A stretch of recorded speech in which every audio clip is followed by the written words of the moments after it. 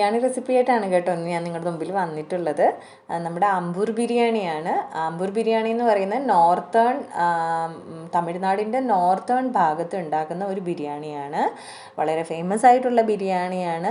അപ്പോൾ അവർ ഈ ബിരിയാണി ഉണ്ടാക്കുന്നത് ജീര സാമ്പാർ റൈസൊക്കെ ഉപയോഗിച്ചിട്ടാണ്.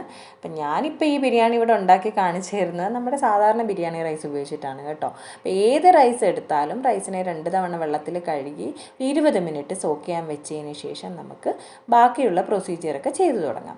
ആദ്യം തന്നെ ഒരു കടായി എടുത്ത് എണ്ണയൊഴിച്ച് അതിലേക്ക് കടാ മസാലയും നമ്മുടെ മുറിച്ച് വെച്ച സ്ലൈസ് ചെയ്ത് വെച്ചിട്ടുള്ള സവാളയും ചേർത്ത് കൊടുക്കുക. അതിനുശേഷം നന്നായിട്ട് മീഡിയം ഫ്ലെയിമിൽ വെച്ചിട്ട് അതിനെ ഒന്ന് വഴറ്റുക. ഒരു ട്രാൻസ്ലൂസൻറ്റ് കളർ ആകുമ്പോഴത്തേന് നമ്മൾ ഒന്നായി വരുന്ന ഒരു സമയത്തേക്ക് നമ്മൾ നേരത്തെ തയ്യാറാക്കി വെച്ചിട്ടുണ്ടായിരുന്ന ജിഞ്ചർ ഗാർലിക് ചില്ലി പേസ്റ്റ് ചേർത്ത് കൊടുത്ത് അതിൻ്റെ പച്ചമണം മാറുന്നിടം വരെ നന്നായിട്ട് ഇളക്കി യോജിപ്പിക്കുക. ഈ സമയത്ത് നമുക്ക് അടുത്ത് ചേർക്കാനുള്ള ഇൻഗ്രീഡിയൻ്റ് എന്ന് പറയുന്നത് നമ്മുടെ കാശ്മീരി ചില്ലി പൗഡറിലേക്ക് ലേശം വെള്ളം ഒഴിച്ച് അതുകൂടി ഇതിലേക്ക് ചേർത്ത് നന്നായിട്ട് ഇളക്കി യോജിപ്പിക്കുക. അതും മസാല നന്നായിട്ടൊന്ന് വെന്ത് വരുമ്പോഴേക്കും അതിലേക്ക് നമുക്ക് ചേർത്ത് കൊടുക്കേണ്ട അടുത്ത ഇൻഗ്രീഡിയൻ്റാണ് തക്കാളി. സ്ലൈസ് ചെയ്ത് വെച്ചിട്ടുണ്ടായിരുന്ന തക്കാളി ചേർത്ത് നന്നായിട്ടൊന്ന് ഇളക്കി യോജിപ്പിച്ചതിന് ശേഷം നമ്മൾ അടച്ച് വെച്ചാണ് പിന്നെ വേവിക്കേണ്ടത്. അടച്ച് വെച്ച് വേവിക്കുന്ന ഈ സമയം കൊണ്ട് നമുക്ക് കൊറിയാണ്ടറും മിൻറ്റ് ലീഫിനെ നന്നായിട്ടൊന്ന് മുറിച്ച് എല്ലാം വൃത്തിയാക്കി എടുക്കാം. ഈ സമയത്ത് അതിനുശേഷം നമ്മൾ ഇത് തുറന്ന് ഇതിലേക്ക് കൊറിയാണ്ടർ മിൻറ്റ് ലീഫ് മുറിച്ച് വെച്ചത് കൂടി ചേർത്തിട്ട് നന്നായിട്ട് മിക്സ് ചെയ്യുന്നു. നന്നായിട്ട് മിക്സ് ചെയ്തതിന് ശേഷം പിന്നെ നമ്മൾ അതിലേക്ക് നമ്മുടെ ചിക്കൻ പീസസ് വൃത്തിയാക്കി വെച്ചിട്ടുണ്ടായിരുന്ന ചിക്കൻ പീസസ് കൂടി ചേർത്ത് എല്ലാ കണ്ടൻറ്റിൻ്റെയും കൂടെ നന്നായിട്ടൊന്ന് യോജിപ്പിച്ചെടുക്കുക. യോജിപ്പിച്ചെടുത്തതിന് ശേഷം നമ്മൾ അതിലേക്ക് കുറച്ച് തൈര് കൂടി ആഡ് ചെയ്യുന്നു. തൈര് കൂടി ആഡ് ചെയ്തിട്ട് നന്നായിട്ട് ഇതിനെ മിക്സപ്പ് ചെയ്ത് ഒന്ന് തിള വരുന്നിടം വരെ മിക്സപ്പ് ആക്കി വെക്കുക. പിന്നെ അതിലേക്ക് നമ്മുടെ ബിരിയാണി മസാല കൂടി ചേർത്ത് കൊടുക്കുക. ചേർത്ത് കൊടുത്തതിന് ശേഷം കണ്ടൻറ്റിനെ എല്ലാം നല്ല രീതിയിലൊന്ന് യോജിപ്പിച്ച് എല്ലാം നല്ല വൃത്തിയാക്കിയതിന് ശേഷം നമ്മളിതിലേക്ക് വെള്ളം ചേർത്ത് കൊടുക്കുക. വെള്ളത്തിൻ്റെ അളവെന്ന് പറയുന്ന 1 കപ്പ് അരി എടുക്കുകയാണെങ്കിൽ നമ്മൾ 1.25 കപ്പ് വെള്ളമാണ് അതിൽ ചേർത്ത് കൊടുക്കേണ്ടത്. വെള്ളം ചേർത്ത് കൊടുത്തതിന് ശേഷം വെള്ളം ഒന്ന് നന്നായിട്ട് തിളച്ച് വരുന്ന സമയത്ത് നമ്മൾ അതിലേക്ക് അരി ചേർത്ത് കൊടുക്കുന്നു.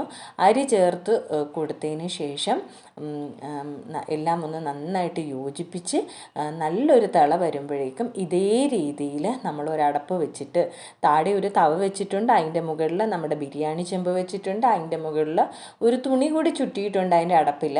എന്നിട്ട് ഏറ്റവും മുകളിലായിട്ട് നമ്മൾ ഇതേ രീതിയിൽ വെച്ചതിന് ശേഷം ഏറ്റവും മുകളിലൊരു വെയിറ്റ്, ഇപ്പം ഞാനിവിടെ ഒരു ചെറിയ ഒരു ബക്കറ്റ് വെള്ളം നിറച്ച് വെക്കുന്ന ബക്കറ്റാണ് വെച്ചിട്ടുള്ളത്. വെച്ചതിന് ശേഷം നമുക്ക് ഏകദേശം ഒരു 20 മിനിറ്റ് നമ്മൾ ഇതേ രീതിയിൽ വേവിക്കുക. 20 മിനിറ്റ് കഴിഞ്ഞിട്ട് നമ്മൾ ഫ്ലെയിം കട്ട് ചെയ്യണം. എന്നിട്ട് ഒരു 10 മിനിറ്റ് തണുക്കാനായിട്ട് വെക്കണം.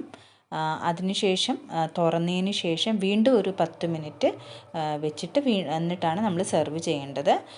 ആമ്പൂർ ബിരിയാണി എന്ന് പറയുന്നത് നമ്മുടെ സാധാരണ ഉള്ള ബിരിയാണി പോലെയല്ല.